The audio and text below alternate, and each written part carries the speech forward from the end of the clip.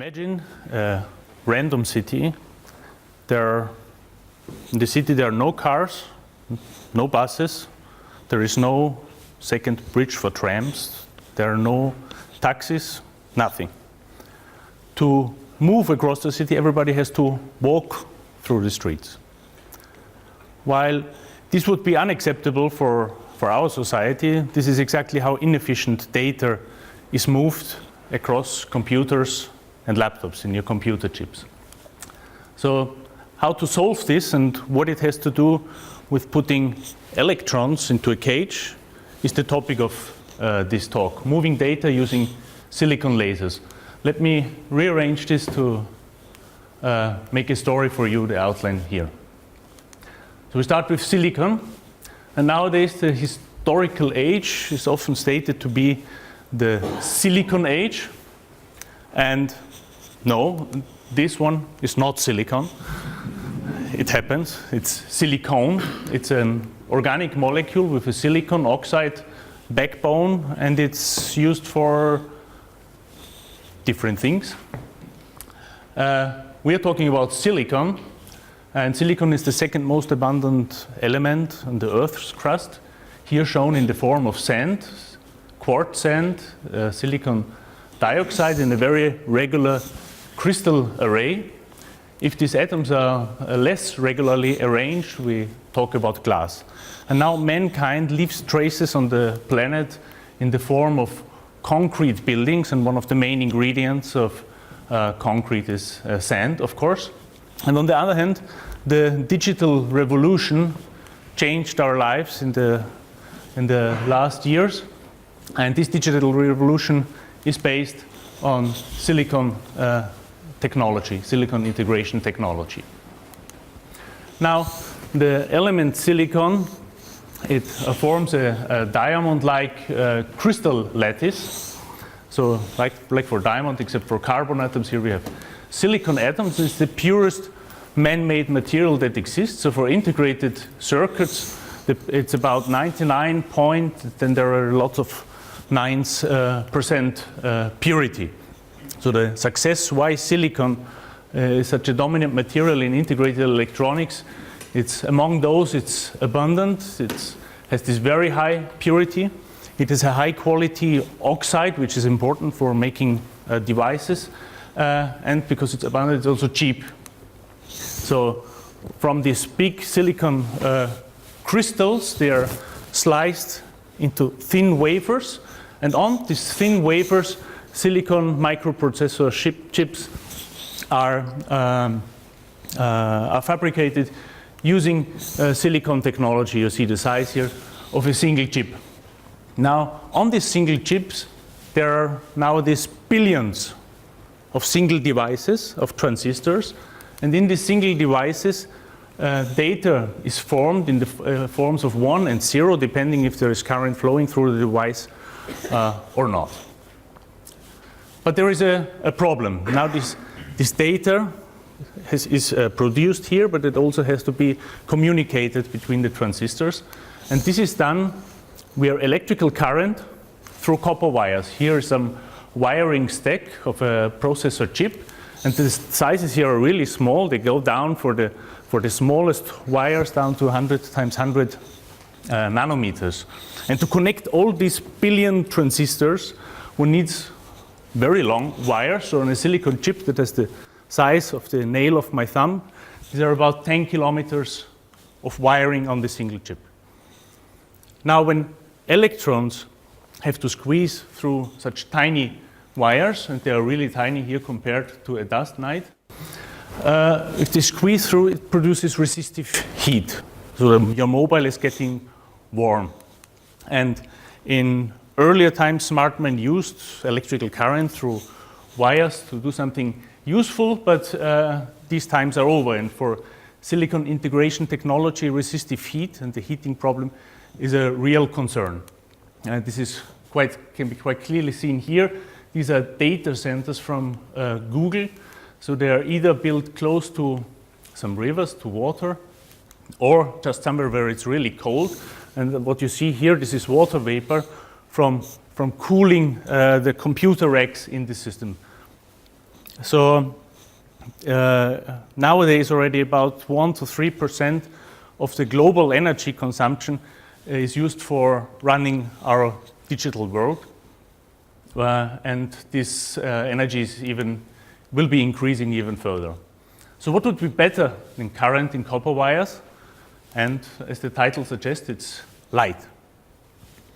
Now over kilometer-long distances, we already use light in the form of light in glass fibers to transmit data. And now we want to bring this from these kilometer-long distances onto a single silicon chip. Now we will not be able to replace all these kilometers of copper wires using light, but what you can try to do is make a high efficiency, high throughput subway system on these computer chips.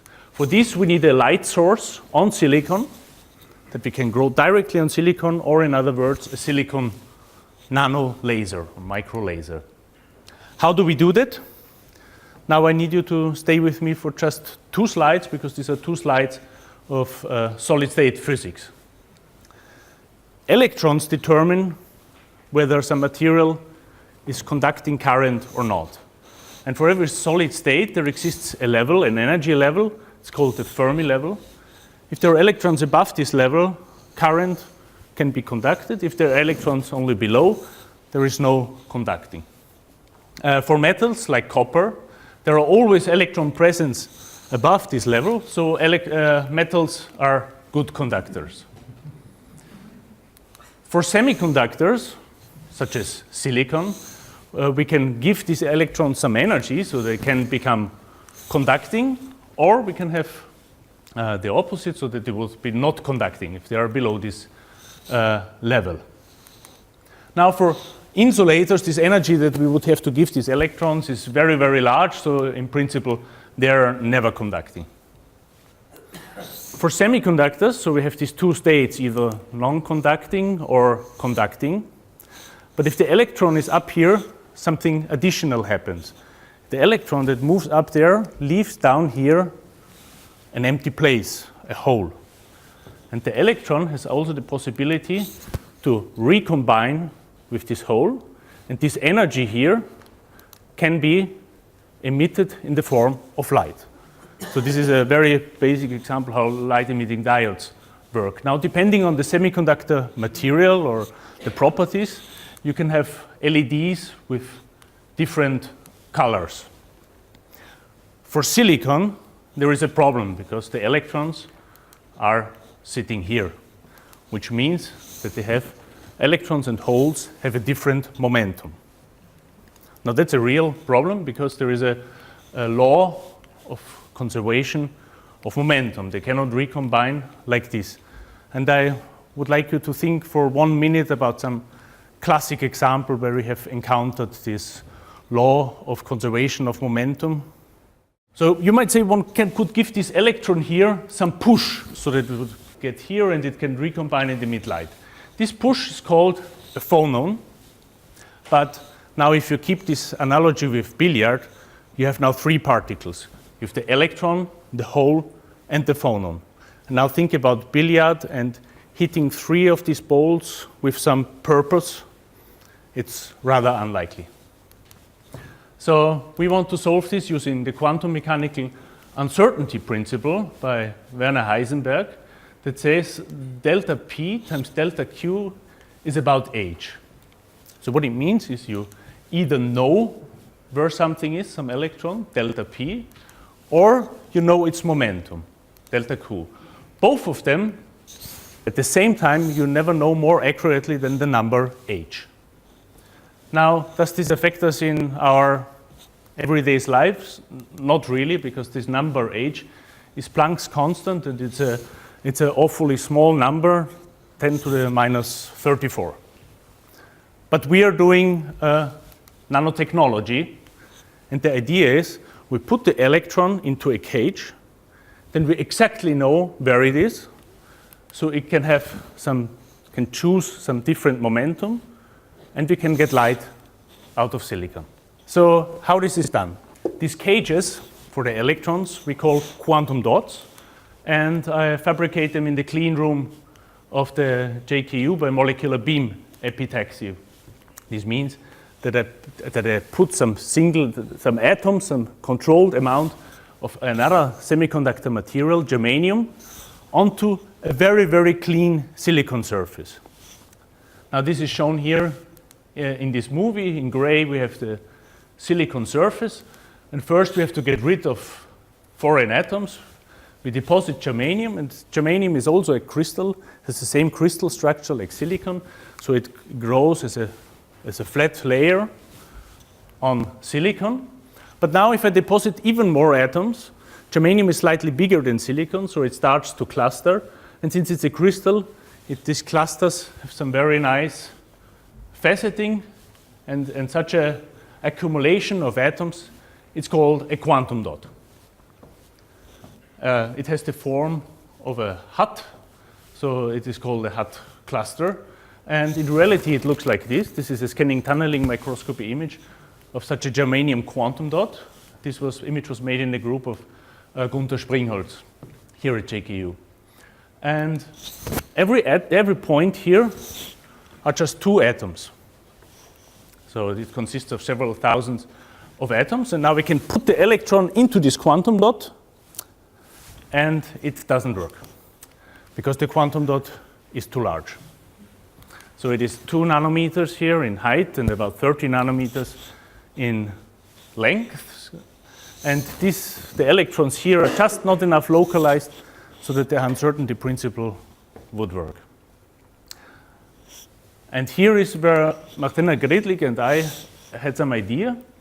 We use such a quantum dot, and we put 1 additional atom into this quantum dot. We make this in the form of a germanium ion that we accelerate into this quantum dot. And the crystal structure of this quantum dot before implantation looks like this. So I highlight here just 4 atoms. And now if we add this extra atom here, it looks something like this. 1 atom has to move to the side, and the additional atom has to be placed here. So what we are doing is we're creating purposely a very well-defined defect in our quantum dot. And if you have this defect in the frame of the quantum dot, the nice thing is the electrons want to be there, and the electrons want to be captured by a very small cage by these 2 atoms. So now our cage is not these thousands of atoms, but just 2 of them. And now if the atoms are squeezed that much, we know exactly where they are. So now Heisenberg's uncertainty principle works, and we get lots of light out of silicon. We have this good light emitter, and if we now combine it with a resonator, what it does, it enhances light of a certain wavelength. And if we have these 2 together, we are getting laser light out of our material.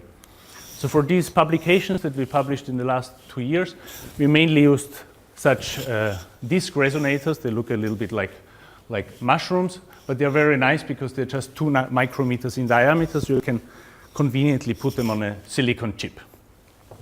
Now within funding from the LIT and within LIT, we reached another breakthrough, and last week we got a paper published of light-emitting diodes that contain our defect dots. This was done together with Patrick Rauter. And the very nice thing about these diodes is that they work up to 100 degrees Celsius. And this is important because you don't want to put your future mobiles, don't want to cool them to minus 200 degrees so that they would work. Now, this is very promising, and now the next step would be to put these diodes into a resonator and get an electrically driven laser for on-chip applications. So there is exciting research ahead of us and also ahead of JKU.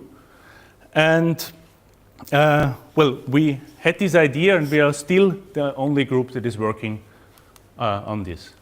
So I will finish my talk with here the references to the pictures that I used. And I want to thank a lot of people. First of all, Martina Gredlich and Florian Hackel, who were there in the research from the beginning.